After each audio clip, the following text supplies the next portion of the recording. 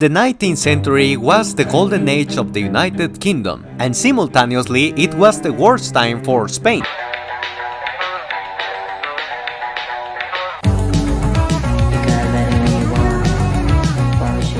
The Industrial Revolution that took place in Great Britain allowed the entire country to be connected. The ports were now connected to the big cities by railways. The invention of the steamship made this possible for trips between the corners of the world shortened, with the new vessels being large, faster, and with more cargo and troops capacities, making easier to move where necessary.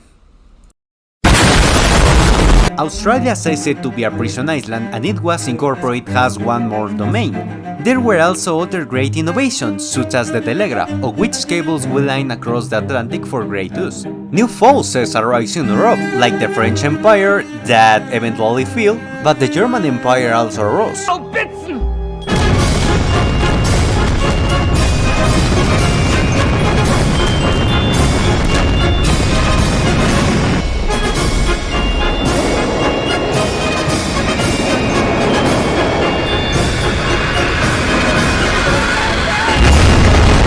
The trends of this century are imperialism, which is an ideological doctrine that defends the domination of one state or nation over another, and doctrine for which the abandoned African continent will not be safe, since in 1885 the nation of Europe turned their psychopathic gazes on it.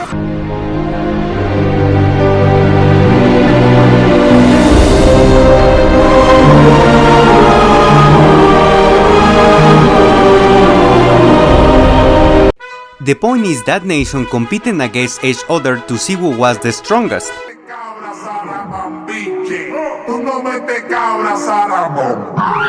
And in order to recreate that imperial experience in Minecraft, today we are preparing to relive the greatness and darkness of the British Empire.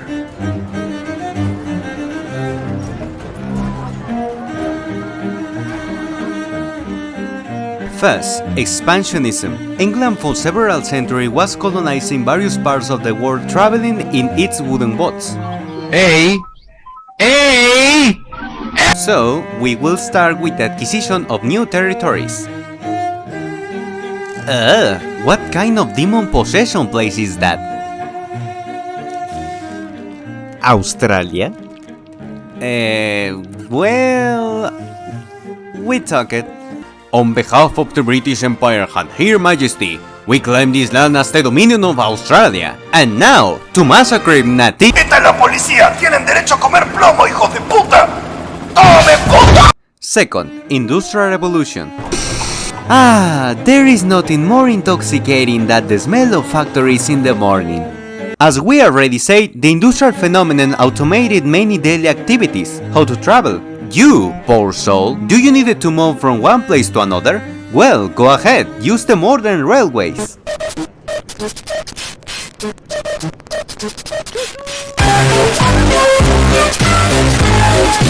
Third, and being indispensable, have a well-organized state.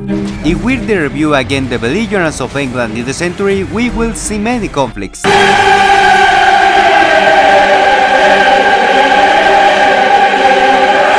So, if a country can afford to go to the war whenever it plays, it can mean two things. First, that their leaders are fools and fail to see the true situation of the country, or the second, that this country has a state so well organized that despite adversity it can face them, and even induce them. I mean, if a state that's a problem, we did not achieve the necessary coordination to deal with any them, and that state will eventually fall before the slightest tremor that strikes it. You're up! And to return to the point, the British achieved the political equation necessary to enable them confront and overthrow those we would not hear their wishes. They created a system that they probably enjoyed and that was not imposed from one side to another. Ultimately, the formation of a government of unison of interest created stability, which was more than necessary in the execution of the interests of the empire in the century, and that coupled with the Baines War Factory and the entry of the capital thanks to trade, they managed to create and extend the imperial state to the far horizons. During the beginning of the new century, there was a British refusal to accept that ideas and tendencies were no longer what the world needed. and that the 20th century, dominated by new powers, would not accept the greatly diminished European empires. ¡Ajá! ¡Sabía que había una trampa! ¿Creyeron que pelearía yo personalmente? ¡Oh, no! Esto es parte de mi bien ejercitado y trabajado plan. ¿Qué? Being in this house, the British, who died in 1987, and entered in the long list of the many empires that have come, have won, have declined, and have finally perished.